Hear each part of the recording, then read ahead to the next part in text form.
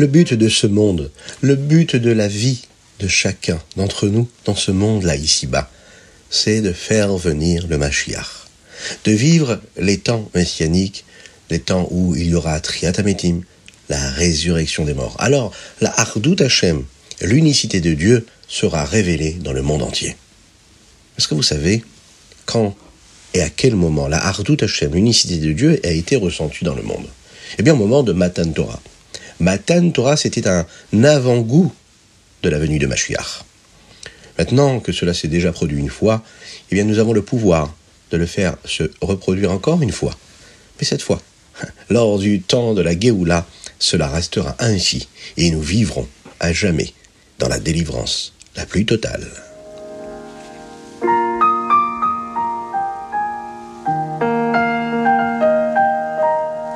Bienvenue à tous, infiniment heureux de vous retrouver pour partager avec vous le Ritatu du jour. Aujourd'hui nous sommes vendredi, Yom Shishi de la Parashat Yitro, Erev Shabbat Kodesh, Chav Gimel Shvat, 23 Shvat 5784.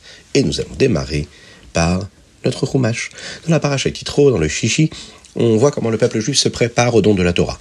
Ils sont maintenant rassemblés tout autour du mont Sinaï pour recevoir la Torah. Dieu va se dévoiler et le peuple juif sera à ce moment-là le plus près de Dieu dans toute son histoire. Voir Dieu de ses propres yeux. Hachem dit à Moshe de s'assurer que personne d'entre eux ne tente de s'approcher du Har Sinaï pour mieux voir, car il n'avait pas le droit de le toucher, le Har Sinaï, le mont Sinaï.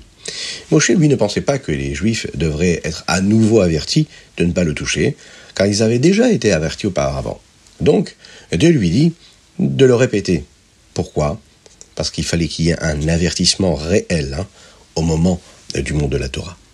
Une fois que toutes les préparations étaient prêtes, alors Hachem allait donner la Torah et maintenant chaque Juif aurait le mérite et la responsabilité et le devoir de garder toutes les mitzvot qu'il allait recevoir au moment du don de la Torah. Akadosh Baruch Hu va prononcer les Aseret Adiberot, les 10 commandements, en une seule fois. Et ensuite, il va les répéter un à un. Le premier, Anochi, je suis Hachem qui vous ai sorti de Mitzraïm d'Égypte. Lo yiyeh, ne pas avoir ou servir des idoles. Lo tissa, ne promets pas quelque chose de stupide ou qui ne soit pas vrai sur le nom d'Hachem. Zachor, souviens-toi et garde le jour de Shabbat. Kabed et avicha ve'etimecha. Honore tes parents, la mitzvah du kibud avahem. Lo tirsach, ne tue pas. Lo tinaf, ne te marie pas avec quelqu'un qui est déjà marié à quelqu'un d'autre. Lo tignov, ne vole pas, ne kidnappe pas.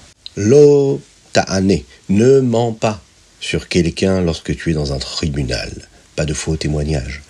Lo tachmod, ne sois pas jaloux de ce que l'autre peut posséder. Même si le peuple juif à ce moment-là n'a entendu que 10 mitzvot, les 10 commandements, en réalité, toute la Torah a été suggérée dans ces 10 paroles, dans ces Aseret Adiberot. Quelque chose d'incroyable s'est produit à Matan Torah pendant le don de la Torah. Il fut un temps où la spiritualité et la matérialité étaient toujours deux choses bien distinctes. Même si les patriarches des Havot utilisaient la matérialité pour faire des mitzvot, cela n'a jamais reçu réellement une gdusha. Ça ne se transformait pas en quelque chose de kadosh, de saint. Ainsi, on sait que les bâtons que Yaakov Avinu utilisait pour faire la mitzvah des téphilines ne devenaient pas saints par la suite. Mais comme nous l'avons appris dans le Chumash aujourd'hui, au moment du don de la Torah, le ciel est descendu sur le monde. Et donc après Matan Torah, même un élément matériel gashmi peut devenir plein de gdusha, se sanctifier lorsque nous l'utilisons pour une mitzvah. C'est aussi la raison pour laquelle nous voyons que certaines mitzvot dans les 10 commandements semblent être très évidentes. Ça a l'air simple, tout le monde comprend par lui-même qu'il n'est pas bon de voler ou de kidnapper. Mais après Matan Torah, ces mitzvot-là, que nous avons reçues au moment du don de la Torah, elles deviennent également pleines de gdusha, de sainteté. Donc, lorsque nous ne volons pas, ce n'est pas seulement parce que cela a du sens et que c'est normal de ne pas voler, mais parce que c'est une mitzvah de Dieu et que c'est Dieu qui nous l'a ordonné. Tout au long de l'histoire, nous voyons que de nombreuses nations vont aller à l'encontre de ces 10 commandements. Même des mitzvot qui ont tellement de sens. On va voir que de ne pas tuer, de ne pas voler, ça a l'air compréhensible et normal. Eh bien non, on va voir que les nations du monde souvent ne respectent pas ces 10 commandements. Ils ont décidé, lorsque c'était mieux pour eux, que cela n'avait du sens, et parfois que ça n'en avait pas du tout. La même chose est vraie pour nous tous. Nous ne pouvons pas être sûrs que nous nous comporterons toujours de la bonne manière avec les autres. Si nous le faisons seulement parce que cela a du sens, eh bien on pourra trouver des excuses pour ne pas respecter les choses comme il faut parfois. La seule façon de respecter ces mitzvot, de ne pas faire du mal à un autre, même quand c'est difficile et qu'on a toutes les raisons du monde de lui en vouloir ou de lui faire du mal, chas v'shalom, c'est si nous le faisons avec la Kabbalat Ol. Prendre sur soi le joug de la royauté céleste, c'est-à-dire le faire parce que c'est Dieu qui nous l'a demandé, le respecter, parce que c'est Dieu qui nous l'aura demandé.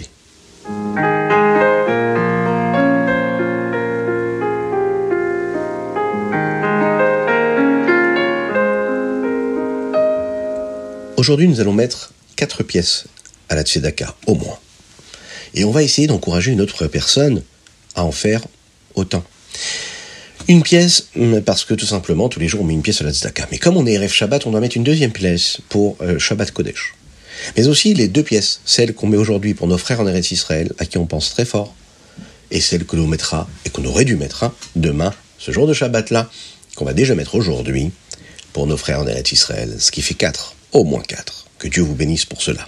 Et nous abordons tout de suite les Tehillim du jour. Dans les Tehillim du jour, que nous allons lire du 108 au 112, un des versets que nous voyons aujourd'hui, il dit comme ça. Zoreach bachoshech or elai sharim, chanun verachum vetzadik. Le pasuk ici, le verset signifie qu'Hachem fait briller la lumière dans les ténèbres pour le peuple juif qui marche sur le droit chemin. D'une part, il y a certainement beaucoup de ténèbres dans l'exil que nous sommes en train de vivre maintenant. Mais en même temps, Hachem nous a donné d'énormes forces pour que nous puissions répandre la lumière que Dieu nous a donnée en nous. Nous avons beaucoup plus de livres de Torah de nos jours. Nous avons beaucoup plus de shul, d'endroits où on peut étudier la Torah, où on peut faire la tefila. Nous avons beaucoup plus d'écoles et d'endroits dans le monde entier où on peut diffuser cette lumière-là. Ce verset nous rappelle que nous devons faire briller la lumière de la Géoula réellement partout dans le monde. Le rabbi nous l'a dit, le but de chaque juif, c'est d'aller encourager un autre juif à faire une mitzvah. Et c'est de cette façon-là que la lumière va gagner les ténèbres et nous ramener Mashiach.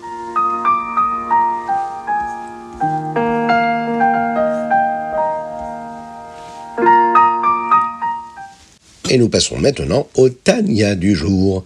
Dans le Tanya du jour, nous étudions les Likutei Amarim, le Perek Rav Gimel, le 23e chapitre. L'unité qu'un juif a avec Dieu, en apprenant la Torah, elle est tellement spéciale qu'elle est même plus forte que celle qui existe dans les mondes spirituels. Même si notre corps ne le ressent pas toujours, notre âme ressent que nous sommes unis avec la volonté de Dieu, encore plus que les anges. C'est pourquoi la Gemara dit que la mitzvah d'apprendre la Torah est plus grande à certains égards que toutes les autres mitzvot, même de prier, la tfila. Lorsque nous prions, nous apportons l'unité de Dieu dans les mondes spirituels. Mais la Torah apporte une unité encore plus grande. En y réfléchissant bien, on pourra voir et constater que l'unité spéciale qu'un juif engendre lorsqu'il étudie la Torah avec Dieu, qui a été expliqué plus tôt dans le chapitre, cela peut amener un juif à avoir ce qu'on appelle une Yirat Shamaim spéciale, une crainte de Dieu spéciale lorsqu'il étudie la Torah. De façon générale, seul un juif qui a une neshama particulière et élevée a la possibilité de ressentir cela. Donc dans ce chapitre, nous avons vu comment un juif est connecté à Dieu en faisant une mitzvah et surtout en apprenant la Torah.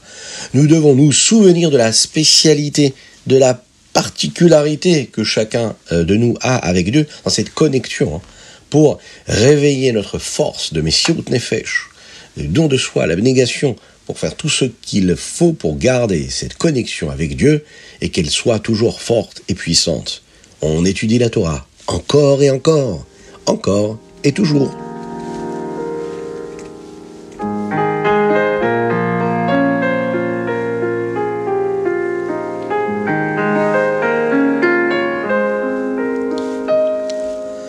Yom Yom. Aujourd'hui, nous sommes le Rav Gimel Shvat, le 23 Shvat. Une fois, lorsque le Admoazaken, le Rabbi Shlomo Zalman, est sorti de sa chambre, il a entendu sa femme, son épouse, la Rebbetzin, parler à d'autres femmes en disant, elle disait comme ça, Meiner Zogt, le mien, mon mari dit, en yiddish. Et elle parlait de quelque chose que le Rabbi Shlomo Zalman avait dit. Lorsque le Admoazaken a entendu cela, il lui a dit comme ça, avec une seule mitzvah, celle de se marier, je t'appartiens, à son épouse. Et avec tant de mitzvot que nous faisons, Est-ce qu'on peut imaginer combien nous appartenons à Hachem, à Dieu? Ensuite, l'histoire nous raconte que le Rabbi Shlomo Zalman s'est appuyé sur le montant de la porte et est tombé dans une concentration de connexion avec Dieu. Il était profondément plongé dans ses pensées. Après que le Rabbi Shlomo Zalman soit sorti de ce sentiment-là de dvekut, d'attachement à Dieu, il a dit une courte Torah, c'est-à-dire un enseignement qui expliquait le verset Tseena ureena benot Tzion. Dans cet enseignement-là, il a parlé de la valeur si particulière qu'avait son épouse, la Rebbetzin, la source des âmes des femmes qui viennent du niveau de Malchut. Et il dit aussi à ce moment-là comment elle l'avait conduit à ce sentiment de dvekut, d'attachement à Dieu. Il a dit aussi que les Atilavo, dans un monde futur, dans un proche futur, la valeur des femmes sera révélée. Eshet Chayil Ateret Baala.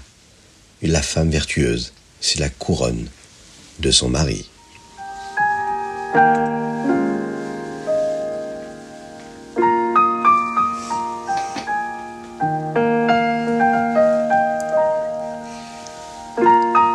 Et nous allons conclure notre étude quotidienne par le Rambam du jour.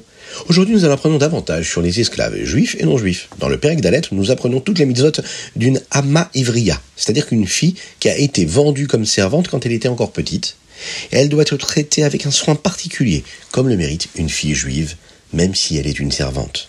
Dans le chapitre 5, nous apprenons la mitzvah du Eved Kenaani, un esclave non juif, et qu'il ne devient libre que si le maître l'a blessé d'une certaine manière.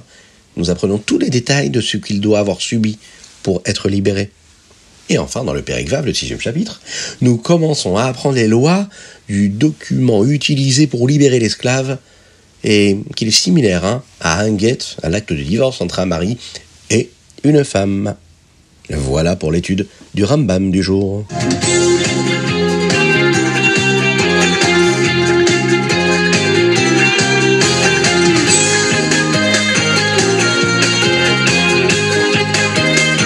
Et oui, vous l'avez reconnu, ce magnifique Nigun Vayi Bima Achashverosh. Et oui, Mishenichnas Adar, Marbim Besimcha. Et cette année, nous avons 2 mois de Hadar. Et oui, 2 mois de Hadar pendant laquelle nous allons célébrer la joie, la Simcha. Cette semaine, oui, nous rentrons dans ce mois de Hadar. Et ce Shabbat, nous allons bénir le mois de Hadar, le mois de la joie. Alors qu'Akadosh Baruch Hu fasse qu'on puisse se réjouir, qu'il nous envoie le Mashiach, que vous soyez bénis dans tous les domaines, passez un bon Shabbat de sérénité, de tranquillité, de joie véritable, d'étude de la Torah, étudier la Torah pendant le Shabbat, ça nous élève au plus haut point. Nous allons recevoir cette Neshama Yetara, ce surplus d'âme que nous recevons tous, Erev Shabbat. Soyez bénis. Shabbat Shalom. N'oubliez pas de vous occuper d'un proche à vous, un voisin, une voisine, apportez-lui les bougies de Shabbat, apportez-lui une petite rala, encouragez votre voisin à faire le kidouche. Ça ne coûte rien, ça apporte beaucoup. Que Dieu vous bénisse. Et n'oubliez pas de nous envoyer vos dédicaces sur ritat.fr ou sur le WhatsApp du 06 21 37 24 52. Shabbat Shalom à tous.